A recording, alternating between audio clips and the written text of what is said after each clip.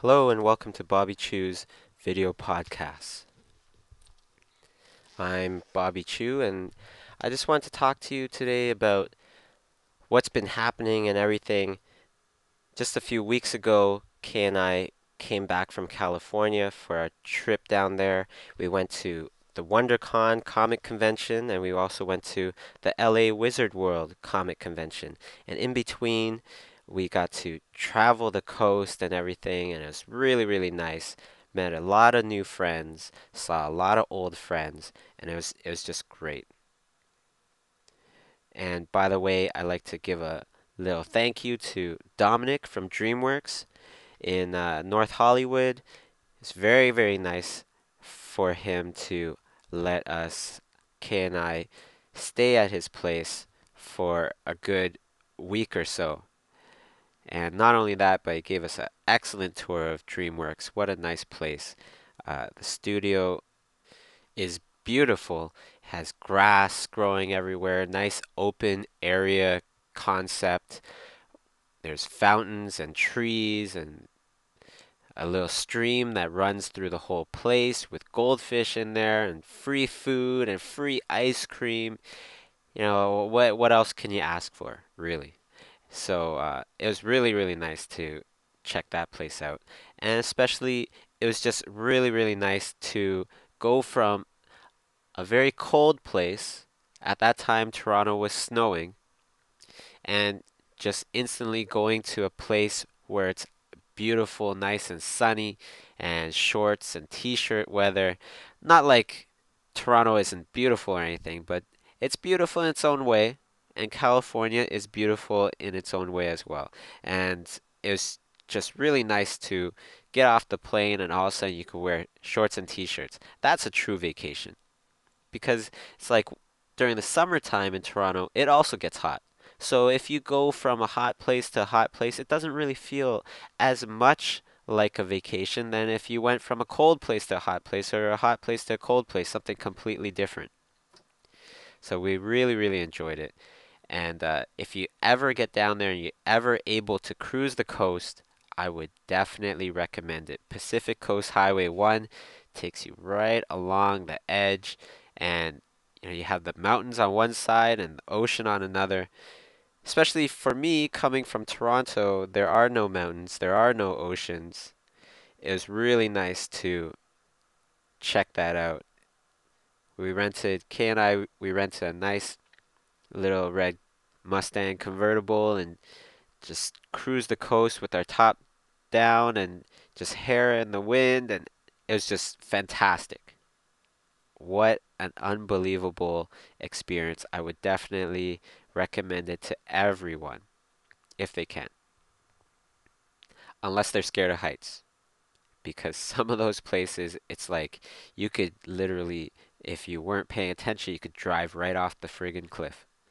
And there's no guard rail or anything at a lot of points where there should be. It's a little funny. But anyways, I'd also like to thank Steven Silver and his family for graciously inviting us to stay at their place for about a week. We were over there helping Steven Silver set up his online class with us and everything. Also, by the end of it, we had to go to LA for the LA Wizard Con comic convention, so it really worked out nice. And during this trip, we made tons of new friends and met tons of old friends again. Justin Ridge we saw in San Francisco, Everett Downing from Pixar, Chuck from Blur, and just countless others. Jose Lopez, it was great to see him again. Patrick Morgan and Alberto Ruiz and Steven Silver, of course. Sean Galloway, Sean Cheeks Galloway designed Hellboy the animated series, designed the characters for that. You can't forget Sergio Aragones and Dean Yeagle, Bill Preston.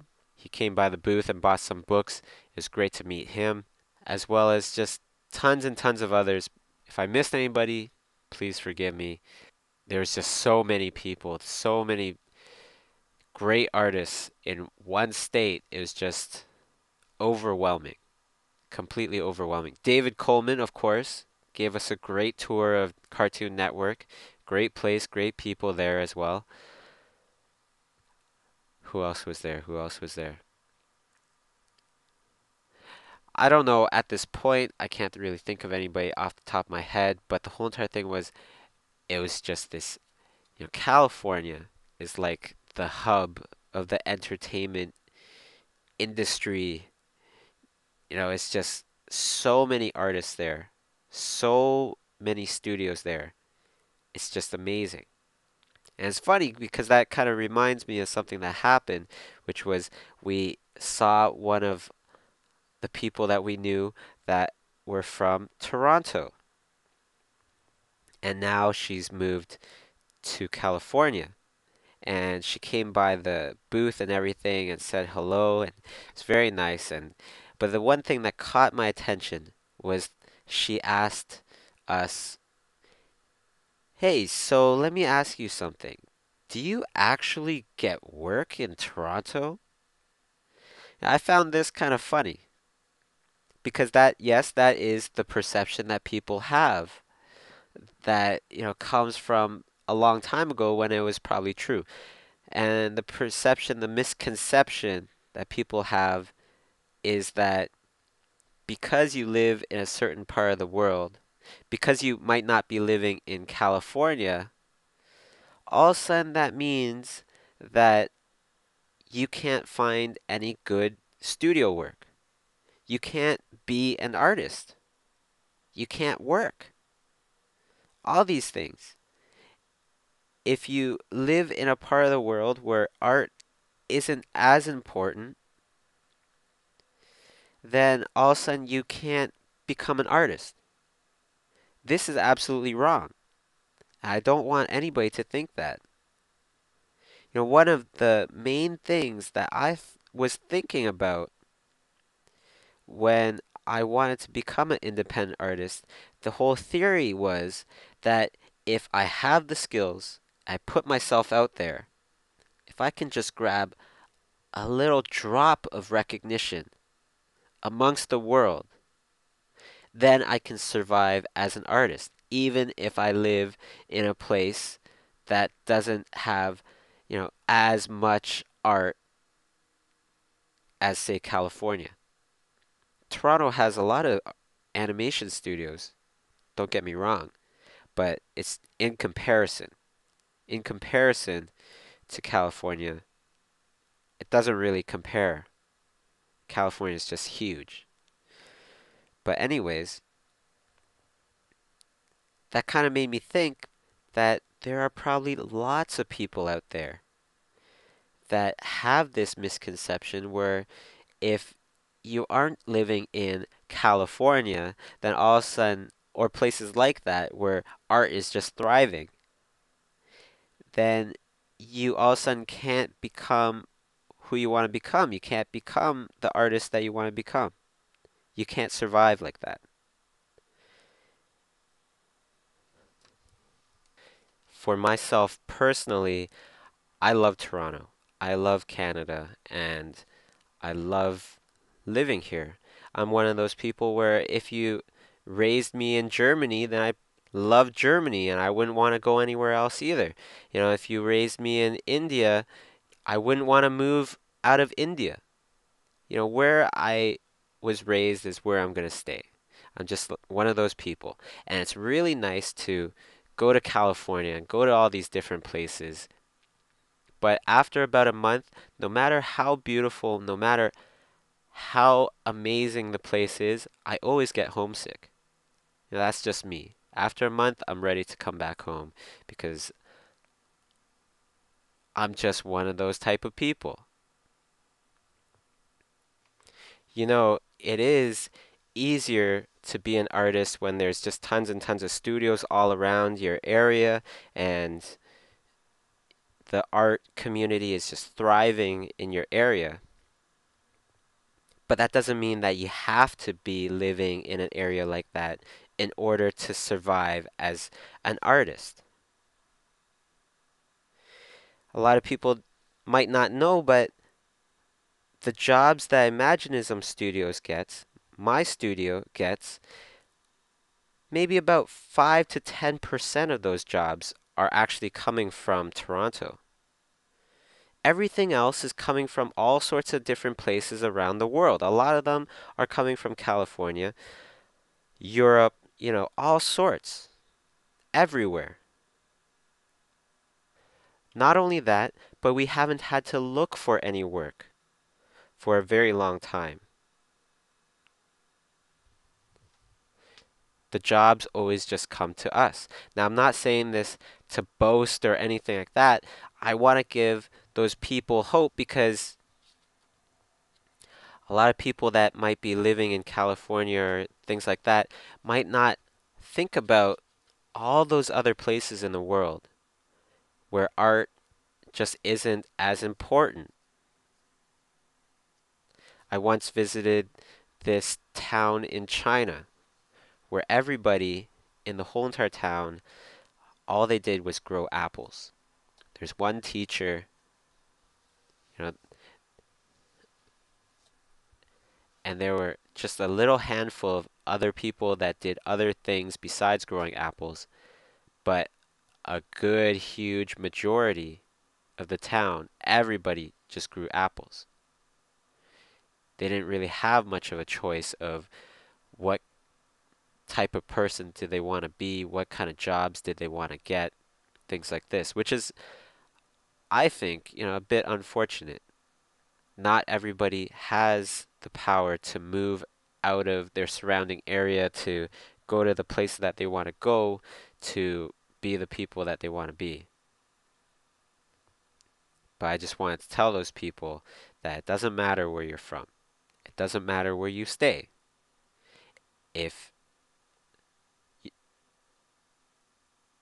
if you put out good work, and the key word is put out good work, to expose yourself in artist communities, things like this, get into annuals, try to win some awards, things like that.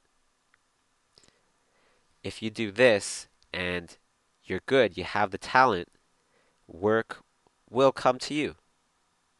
As long as you put your work out there, as long as you keep looking for ways to get exposure and to be seen, go contribute to all those annuals that you're supposed to contribute to, like Spectrum, Expose. Other things are, just being a part of the artist communities online. This gives you a way to correspond with all sorts of other artists and for them to see your work as well. Join places like conceptart.org, cgtalk.com. These are all places that I'm not affiliated with. There's no, besides me being a member, I have nothing to do with these sites. They've just really helped me out personally in the beginning of my career. Then, when you get yourself out there and you're part of these communities, the second half to this is you need the talent. You need the talent. Now, the hard part. The hard part is how to get that talent. Because in these places where art is not thriving, it's harder to get a good education. So instead, you have to spend tens of thousands to move to somewhere and stay, live in that place where you can go to school, get educated, become a good artist. Not only do you have to spend thousands on the tuition, but you have to spend tens of thousands altogether actually staying in the place, paying for rent, paying for food, paying for your living expenses, and on top of that, paying for your supplies and your tuition, and who knows what else. It can be really, really hard. Not only that, but there's so many problems with how art is taught nowadays. In my opinion, uh, it's really hard to get good education as well. I'll tell you the problem. The problem is nowadays when we want to sign up for a class, we just look up, okay, this school offers a painting class. I'm interested in painting, so I'll take the painting class. I heard it's a pretty good school. So that's what I'm going to do. Or if it's graphic design, then I'll sign up for the graphic design course, thousands of dollars. I have to stay there for 3 years, but I hear it's a pretty good school. Let's go there. I'll tell you something right now, though.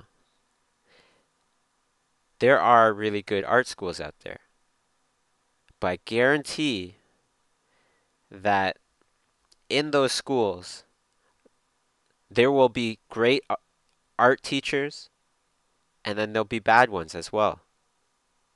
And before you actually go there, you don't know who these teachers are.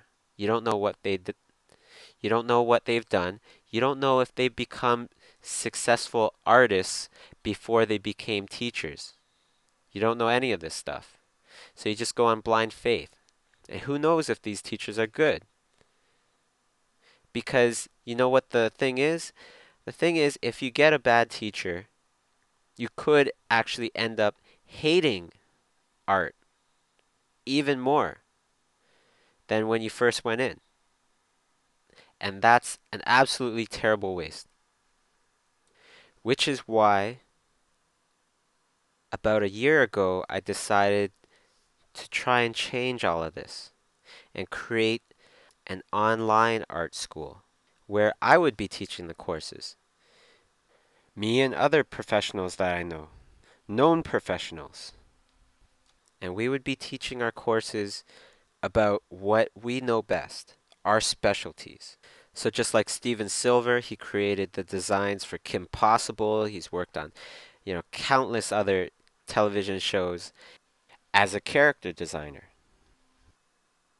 So what is he going to be teaching? He's going to be teaching character design, something that he's known for. You know the art and you know the teacher. The class that I'm going to be teaching is digital painting techniques.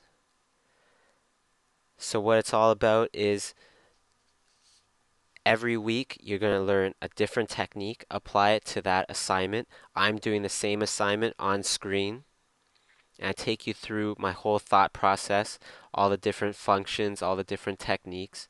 And the next week you'll learn another technique that can be combined with the first technique, and so on and so forth. So by the time you're done, you have all these different techniques that are all combinable and everything like that. And not only that, but you get to hear my thought process. You get to see my thought process. You get to see everything from beginning to end, creating images,